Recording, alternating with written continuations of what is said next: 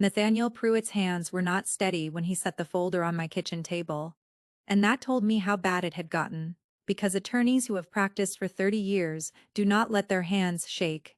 In the days before that afternoon, I had hidden a secret worth $34 million. A secret heavy enough to break my family clean in half. And now my father's new wife, Vivian, was standing in the middle of my living room, in a cream coat, smiling like the money was already counted and packed, a lawyer in a silver suit at her shoulder. She looked at me the way you look at a door you already have the key to. She had no idea my grandmother had spent more than a year preparing for this. She had no idea Eleanor had left me a loaded weapon in plain sight, in the one place nobody would think to search, and she had absolutely no idea she was about to go to war with the wrong woman. My name is Naomi Brooks, and this is the story of how I kept my grandmother's secret and protected everything she spent her life building. I had come off a 12-hour night shift in the ICU the morning my father called, and I remember the exact texture of that tiredness, the kind that sits behind the eyes, that no amount of vending machine coffee touches, the kind you earn holding other people's worst nights in your two hands. I'd spent most of it at the bedside of a man whose daughters had flown in from opposite coasts to take turns holding a hand. That no longer squeezed back, and grief, I was learning, arrives as exhaustion first. I drove home over the Cleveland Flats at dawn, with the lake going from black to pewter on my right, carrying the hollowness of a grief of my own that still hadn't finished arriving. My phone lit up on the passenger seat before I'd even reached the bridge. My grandmother, Eleanor Brooks, had died 6 weeks earlier, cancer, the slow kind that gives you time to say things and then takes the time back. I hadn't found the bottom of that loss before he phoned to remind me his party was still on. The vow renewal he and Vivian had planned before Eleanor ever got sick and refused to move, even after she was gone. Your grandmother would want us to keep living? Nay, he said, as though he had the first idea what she wanted. I didn't answer. I only thought about how a man could stand at his mother's graveside on a Tuesday and mail out gold-embossed invitations on the Thursday. Eleanor raised me. My mother left before I was old enough to keep a single clear memory of her, a smell of drugstore perfume, a car door. That's the whole of it. And my father spent my childhood on the road, always managing the newest store, always one county over. So it was Eleanor who braided my hair before school, hard enough to sting, so it would hold through recess. Eleanor, who kept a wooden stool behind the pharmacy counter, so could stand on it and watch her count pills into the little plastic tray, 5 at a time, never guessing, her lips moving without sound, and I used to think it was a kind of prayer. She built Brooks Family Pharmacy from one storefront on Detroit Avenue into 40 stores across 3 states, and she did it the way she filled every prescription, measured to the milligram, checked twice, nothing left to chance. A filled prescription is a promise, she told me more times than I could count. Right drug, right dose, right person, or you don't hand it across the counter at all. I thought she was talking about medicine. It took me most of my life to understand she was talking about everything. When she got sick 2 years ago, I traded every shift the schedule would let me trade so I could sit with her. I drove her to the infusion center on Tuesdays, held the plastic basin when the nausea rolled through her an hour after, and read her the obituaries out loud because she liked knowing who'd gone on before her and what they'd been remembered for.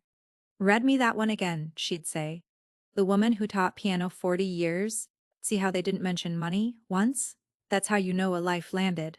She lost her hair and wore a series of scarves she tied herself, tighter and neater than any of the nurses could manage, because her hands stayed steady long after.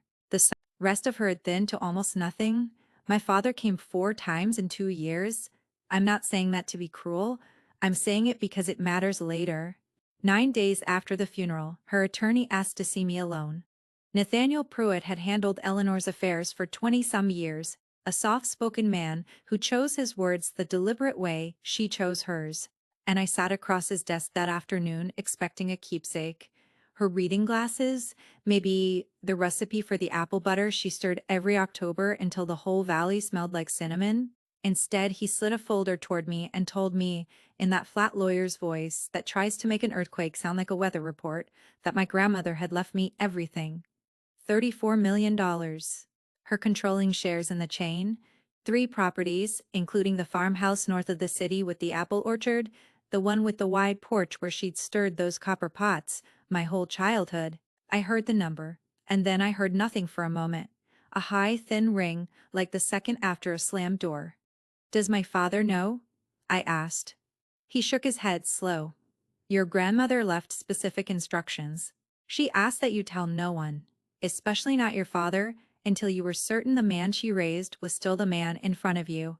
He folded his hands. Those were her exact words. Naomi, she said you'd know what she meant.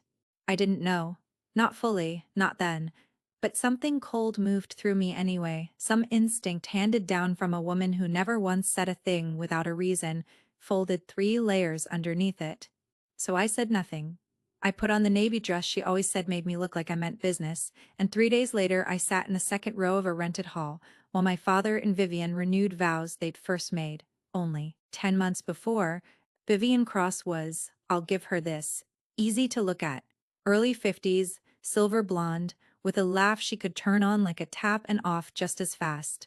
She'd arrived in my father's life 10 months after Eleanor.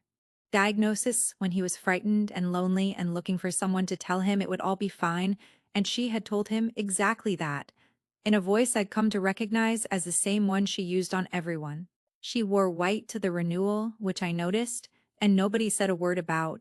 At the reception, she found me by the dessert table before I'd even set down my plate, closed her cool hand around my wrist, and asked, with a smile pulled a little too wide, whether Eleanor had left the family properly looked after. I said, I didn't know the details. It wasn't quite a lie yet.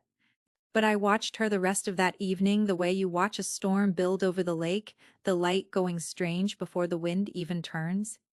She asked my father's district manager about probate timelines between the toasts.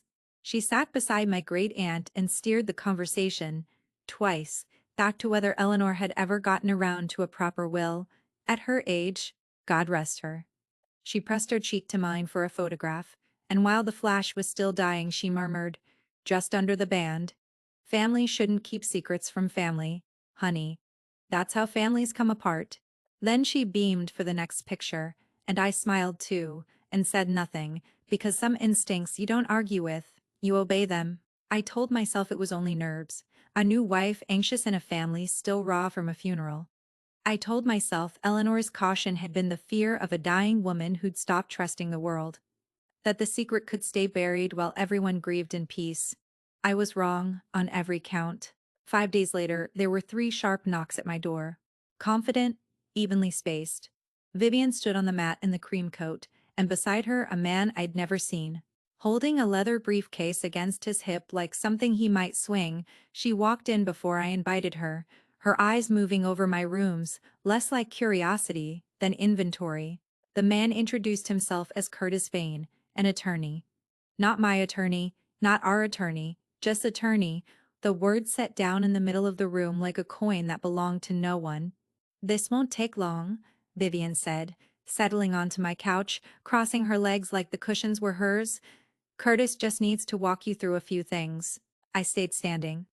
14 years of nursing had taught me that when someone means to rattle you, you keep your feet under you and your voice at the low-level volume you'd use to tell a family their father was coding. Curtis slid a folder across my coffee table, statutes photocopied, paragraphs boxed in blue ink. He explained, in a rehearsed cadence, that as the only surviving child of the deceased, my father held certain rights. If not in the letter of the law, then in simple fairness. He said fairness 4 times in 3 minutes. I counted, because counting is what I do when I need to stay calm. The way Eleanor counted pills. Naomi? Vivian leaned in, her voice dropping into something warm and practiced, a bedside manner she bought somewhere. Your father is grieving his own mother. He's just now realizing that decisions got made without anyone thinking to consult him. Don't you owe it to him, as his daughter, to help set that right? I let the silence run a beat too long, the way Eleanor did when a supplier tried to slide a bad number past her.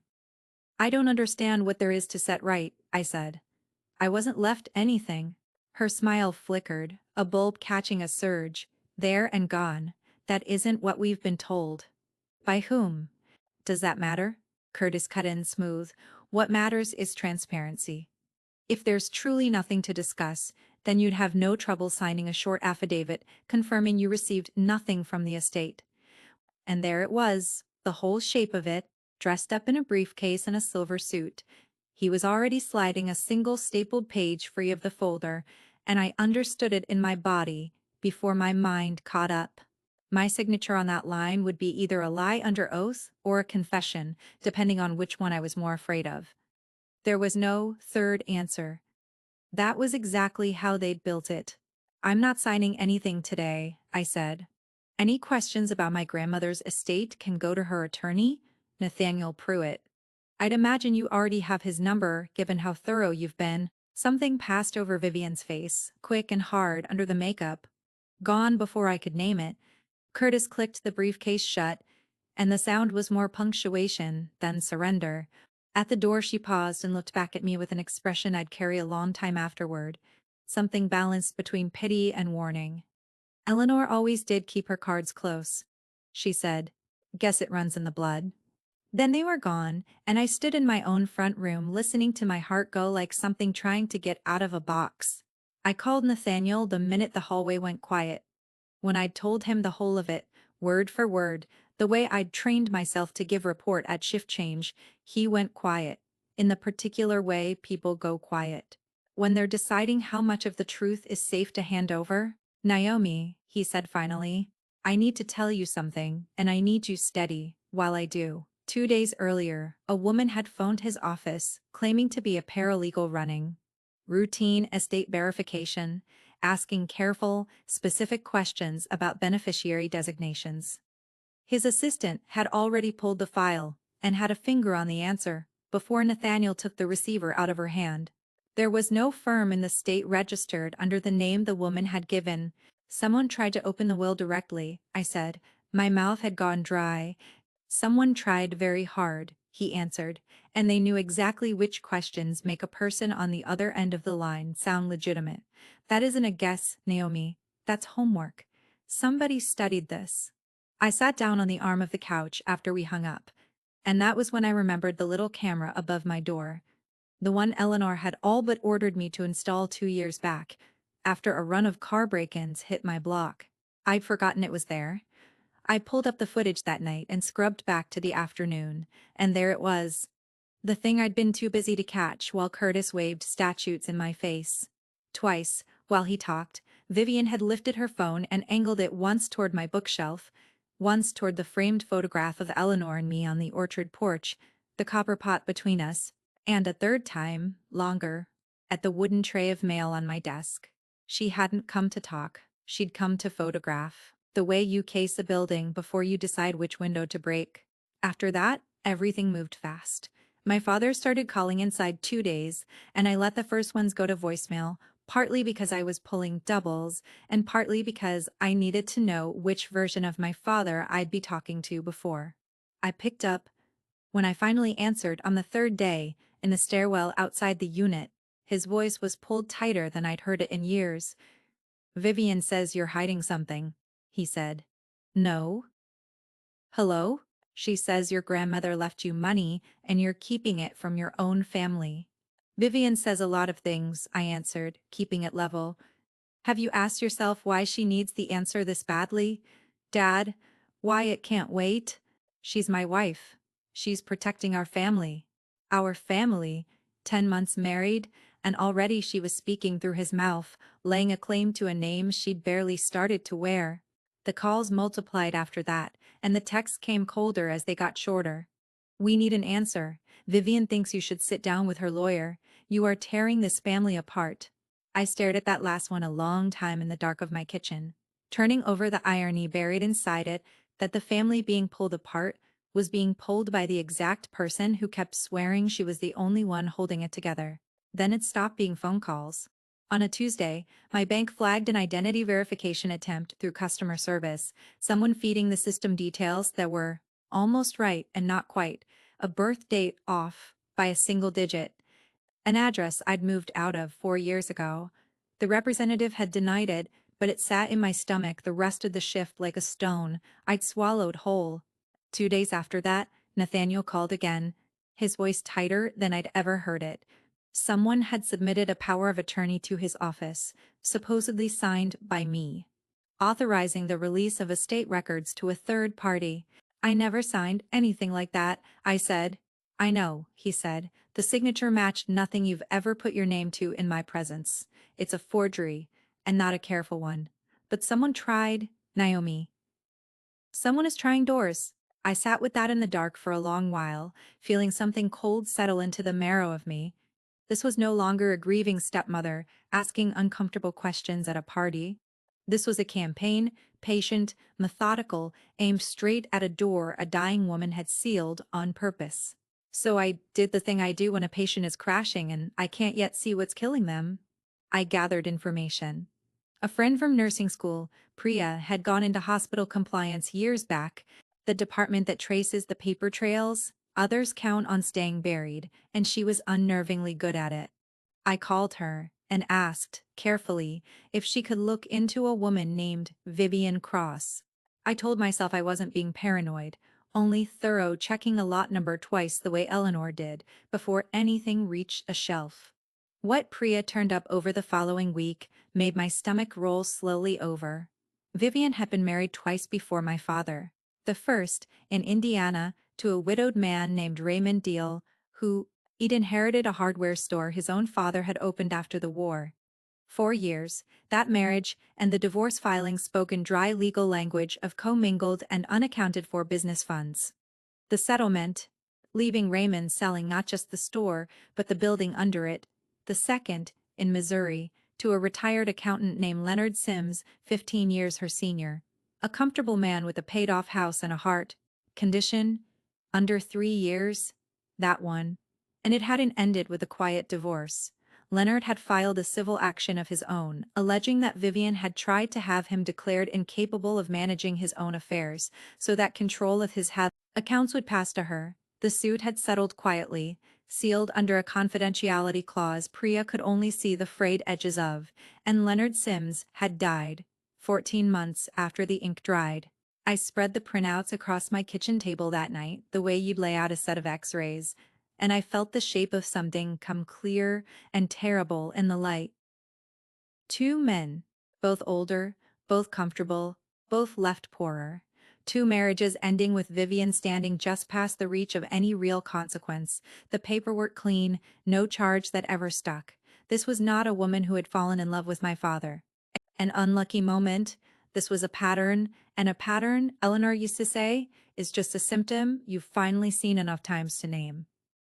And I thought, with a clarity that felt almost like calm, about how much my grandmother must have known, not suspected, known long before any of the rest of us saw the first edge of it. Because a woman like Eleanor Brooks did not leave $34 million behind a locked door with a warning tied to it unless she already understood exactly what kind of weather was circling her son. I called Nathaniel one more time that night. I need everything my grandmother left with you that I haven't seen, I said. I think she knew this was coming, and I think she left me a way to meet it. The pause on the line carried real weight. Naomi, he said at last, there's a box. Your grandmother brought it to me and told me to keep it locked away and hand it over, only if things started to look. In her words, the way I'm afraid they will, I think it's time you came in and saw what's inside. His office smelled the way it always had. Old paper and coffee gone a little bitter on the burner, and he was already on his feet when I came through the door, holding the box in both hands. I laughed once when I saw it, a short broken sound I didn't plan because it was Eleanor's cedar recipe box, the one that had sat on her kitchen windowsill my entire life, brass at the corners, the lid worn pale and an oval where her hands had lifted it 10,000 times. I had assumed it went to Goodwill with the pot holders. I had held it 100 times and never once thought to weigh it in. My hands. She brought it to me 10 months before she passed, Nathaniel said, sliding it across the desk. She told me to keep it shut and hand it over only if things started looking the way she was afraid they would. She was very specific about the words. He stepped back toward the door. I'll leave you with it. Take whatever time you need. I lifted the lid. On top, exactly where they'd always lived, were her recipe cards and her slanting hand, the ink gone soft brown at the edges. apple butter, brown bread, the chicken soup she made the winter I had strep in the 4th grade and couldn't swallow anything else. My eyes stung and I let them. Then I noticed the thing my hands had already noticed, without telling me. The box was shallower on the inside than it stood. On the outside, I ran my thumb along the join, and near the back corner I found the tab. A little tongue of cedar worn smooth by a thumb that had practiced the motion many times, and the false bottom lifted out clean.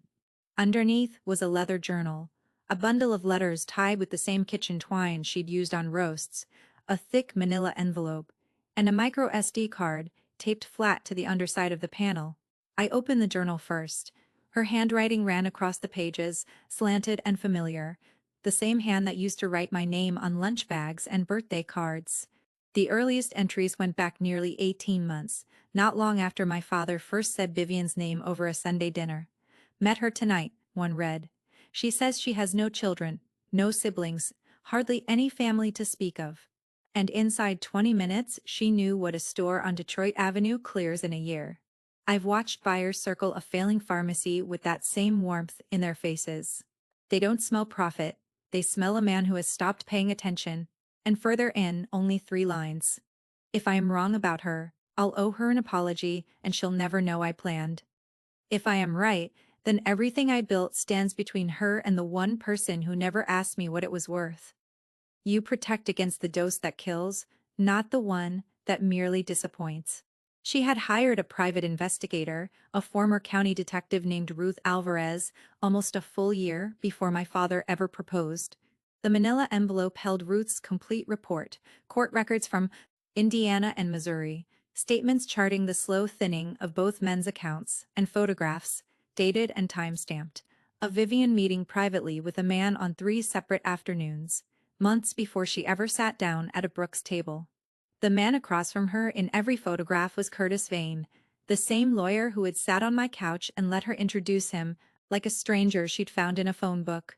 I peeled the card free and slid it into my laptop, and my grandmother's face filled the screen, thinner than I wanted to remember her, the scarf knotted neat at her crown, her eyes clear and steady and entirely her own. Naomi, if you're watching this, she said, in the voice that used to read to me on the orchard porch until the fireflies came up, then Vivian has already started, and I have never in my life been so sorry to be right. I've filled prescriptions for 50 years, sweetheart, and I know what it looks like when someone hands you the wrong thing in the right bottle, the label perfect, the seal unbroken, and the wrong drug inside. Waiting. That's what she is. I had Ruth follow her the better part of a year. Every man before your father, every dollar that went quiet, every filing that got settled and sealed, before anyone could ask a hard question. I put it together the way you compound a difficult prescription, one measured amount at a time, weighed and checked and weighed again, because suspicion never saved a single soul. Only proof does. Suspicion is what she counts on, proof is what she can't survive. Her face didn't move for a moment, and then it softened, and I had to set my hand flat on the desk. People like her don't change what they are, Naomi, they only change the label on the bottle. I left everything to you because you never once asked me what I was worth. Not when I was well, not when I was dying. You sat with me through the ugly hours because you loved me, and that is rarer than any amount of money, and cannot be bought, which is exactly why she'll lose in the end. Use what's in this box, not out of anger. Angry hands make mistakes. Use it because it's true, and because somebody has to stop her before she does. To your father what she already did to 2 men who trusted her, protect your father too, whether he ever thanks you or not. That's the last dose, and it's the hardest one to hand across the counter, but you'll hand it. You're mine. The screen went dark, and I sat in Nathaniel's leather chair a long time. My grandmother hadn't only protected me with money. She had built an entire case, patiently, exactly the way she'd filled a lifetime of prescriptions, right drug, right dose, checked twice, nothing left to chance, long before Vivian ever wore a second wedding dress. I laid the recipe cards back on top, precisely as she'd left them, apple butter first, lowered the false bottom over the rest, and turned the little brass hook until it caught. Whatever Vivian thought she was walking into, she had no idea the war had already been fought and documented. Months before she knocked on my door, the lawsuit arrived 9 days later, handed to me by a process server who caught me in the hospital parking garage, still in my scrubs. He said my name as a question, and when I nodded, he put the thick envelope in my hand with the practiced flatness of a man who's done it too many times to feel it. The caption read, Vivian Brooks versus Naomi Brooks. She'd taken my father's name already, wearing it like armor, like proof of a belonging she hadn't earned. The complaint alleged that I had knowingly concealed a family inheritance, that I had breached some vague and mostly invented duty of familial disclosure, and asked the court to compel me to reveal the full extent of the estate and hand my father his fair share as the only surviving child. I read it leaning against my car with the exhaust fans roaring overhead, and I felt not fear, but the flat, clean calm that comes over me when the monitor alarms and everyone else in the room goes still. The calm of a person who has already rehearsed the emergency 100 times in her head. Nathaniel read the filing with me that evening. This is a weak complaint, he said, tapping it twice. No law requires you to disclose an inheritance to anyone, let alone divide it. But that isn't the point. The point is discovery. She wants a judge to order you to open your financial records under oath, to do with the court's signature what the fake paralegal and the forged power of attorney couldn't do in the dark. Unless we make the case about her instead of about you. The mediation was set for the following month, and in the weeks before it, my father called more than he had in years, his voice sliding between pleading and blame, depending on the hour, and, I suspected, on whether Vivian was in the room. You're humiliating this family, he told me on a Sunday night, late, the words a little loose at the edges. She hired Curtis Vane to forge a power of attorney with my name on the release, I said, keeping my voice at that low level volume. Did you know that, Dad? Do you know she was meeting with him for months before she ever met you? There was a silence long enough that I thought the call had dropped. You don't know what you're talking about, he said. Finally, but the words had gone thin, a line he was reading off a card he no longer fully believed. I didn't push. Eleanor's voice was in my ear the whole time, not out of anger, only when it's true. So, I waited. The mediation room was small, lit the flat fluorescent white of the places where bad news gets delivered. Vivian came in charcoal, her hair pulled back hard. Curtis Vane beside her, with the same leather briefcase from my living room. My father sat down next to her, not next to me, and the sight of it still landed somewhere low and old. A bruise I hadn't known was still tender. The mediator was a retired judge named Loretta Hale, unhurried. With reading glasses on a chain, she asked Vivian's side to state its position first. Curtis stood and delivered a longer, glossier version of the speech he'd given in my apartment, equitable distribution and familial obligation, doing an enormous amount of work for a case with no floor underneath it. Vivian watched me the whole time with her hands folded and her chin slightly lifted, wearing the patient, sorrowful expression of a woman who only wanted peace for the family. And it was, I'll admit, a very good performance, the same warmth she'd shown two men before him, the same face, only the label changed. Then it was our turn. And Nathaniel didn't raise his voice, because he never did. He opened his folder and began to set the evidence down, one piece at a time, unhurried, exact. The way Eleanor counted pills into a tray, never two at once, never guessing, letting each one settle before he reached for the next. First he laid down the recordings. Ruth Alvarez had gathered them in a diner off the interstate, months before Vivian ever met my father, and when Nathaniel pressed play, it was Vivian's own voice that came out of the little speaker, warm and easy, telling Curtis how she meant to place herself beside a lonely man with an old mother worth real money and a daughter too busy playing nurse to notice her own inheritance, walking out the door. I didn't look at Vivian when it played. I looked at my father and watched something crack behind his eyes, a first hairline fracture and a face he was working very hard to keep still. Then Nathaniel set down the court records from Indiana and Missouri, side by side, the commingled funds, the sold building, the thinning accounts, and beside them, Leonard Sims's civil complaint, the one alleging she had tried to have him declared. incompetent to take control of his savings. Judge Hale read those pages slowly, her pen moving the whole time. Then he set down the forged power of attorney, and beside it the certified handwriting analysis, confirming the signature was not mine, and beside that the phone records, showing 3 calls placed from Curtis Vane's office to my bank's customer service line on the very same day someone had tried to verify my identity with a birth date off by a digit. He didn't say a word about any of it. He didn't have to. Each page settled onto the table like a measured dose, dropping into the tray, and the pattern assembled itself in the silence, exactly the way she had compounded it months before any of us sat down in that room. Vivian's smile, the one I'd watched flicker exactly once in my apartment doorway, began to fail in real time, until what was left was just the shape of a smile, with nothing behind it. She leaned over and whispered something urgent to Curtis, and he gave the smallest shake of his head, the gesture of an attorney who's realized his client has walked him into a losing hand. I never said the number. Not the 34 million, not the shares, not the 3 properties. Nathaniel and I had agreed the figure would only feed the story Vivian wanted to tell. That this was a fight about greed. So we left the money in the dark where it belonged and let the pattern speak, because the truth was never the size of the estate. The truth was what she was, and what she'd done twice before. Loretta Hale set down her pen and looked at Vivian for a long, quiet moment over the top of her glasses. "Mistress Brooks," she said, even but carrying to every corner of the small room, "this matter was brought to me as a family disagreement about fairness. What I've been shown this afternoon is not that." Vivian's jaw went tight. My father stared down at the table as though he needed it to hold him upright. And for the first time since the wedding I watched real doubt take root in his face, small, reluctant, unwanted. But there.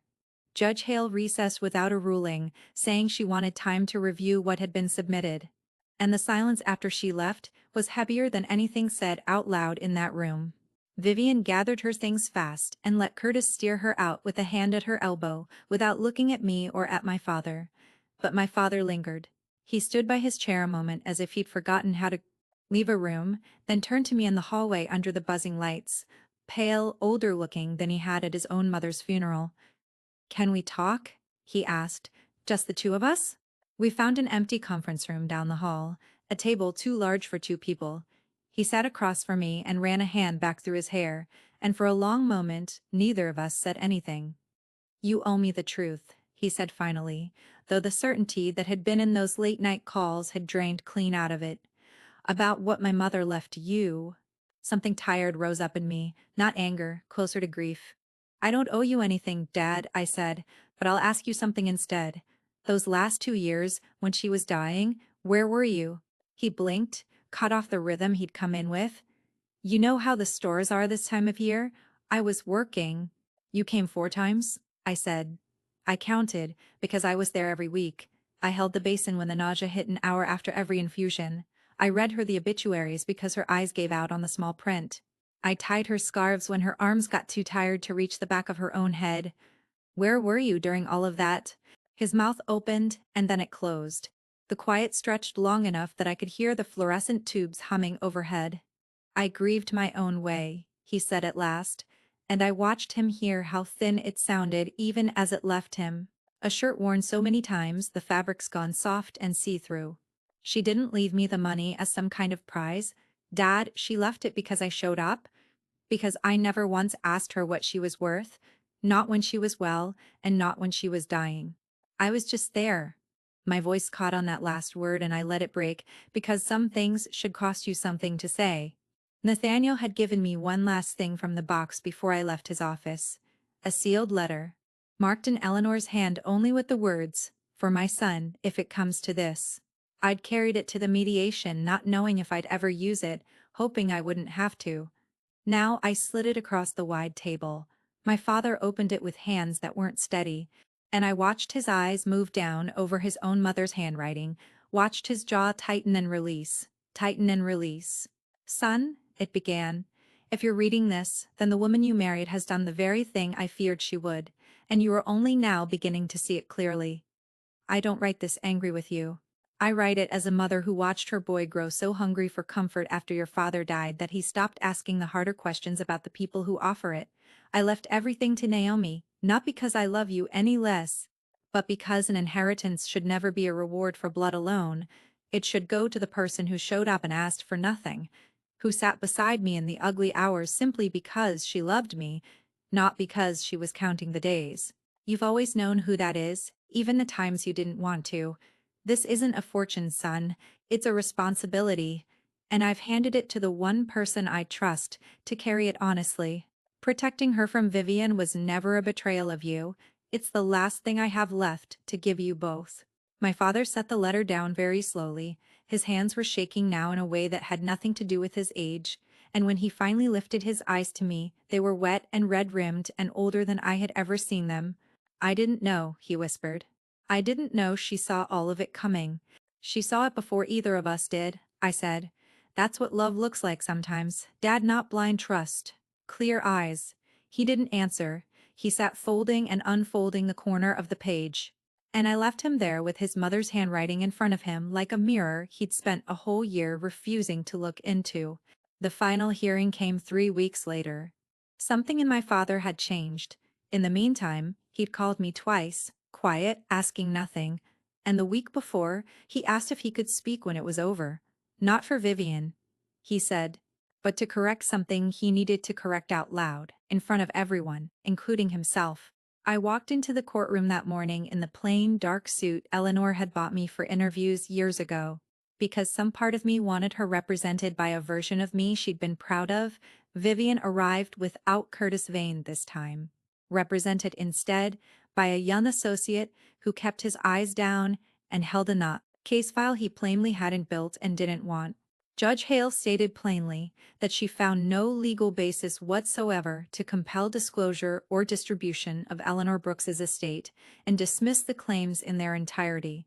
Then her voice hardened by a single degree, and she added that, given the volume of evidence suggesting forgery, fraud, and attempted identity theft, she was referring the entire matter to the appropriate investigative authorities.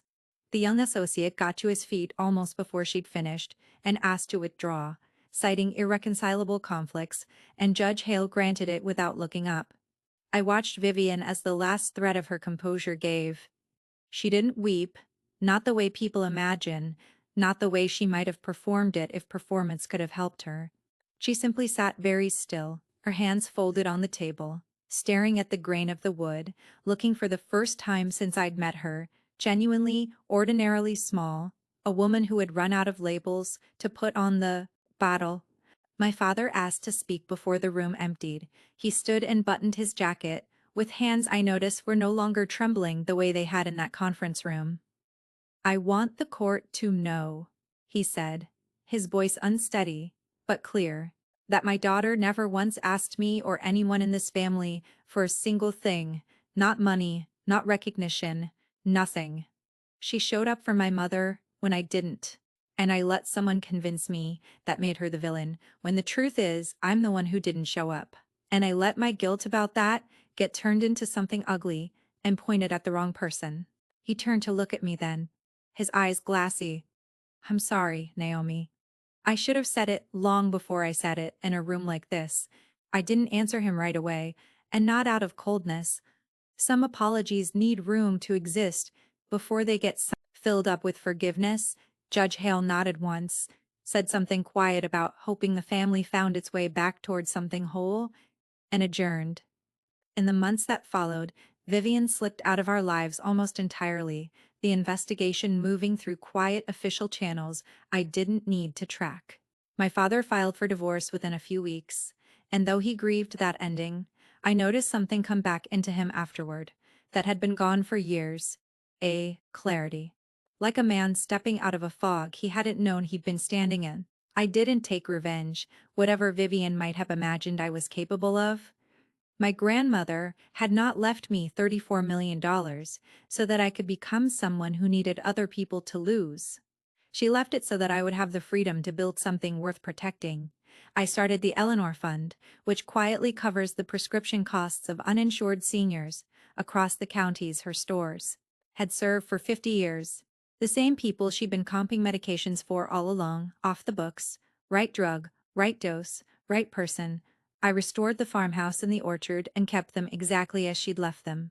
The worn porch boards, the copper pots on their nails, the smell of cinnamon and cedar in every room, the recipe box back on the windowsill where it belonged, its false bottom empty now, its cards on top. I stayed on nights in the ICU because some parts of who I am were never for sale, not for any number a lawyer could put on a page. My father and I are still rebuilding, slowly, the way you rebuild anything that's been damaged but not destroyed. He drives up to the orchard in October now and helps me stir the apple butter in the big copper pot. And last fall, a wooden spoon in his hand, he told me he'd finally understood what his mother meant in that letter.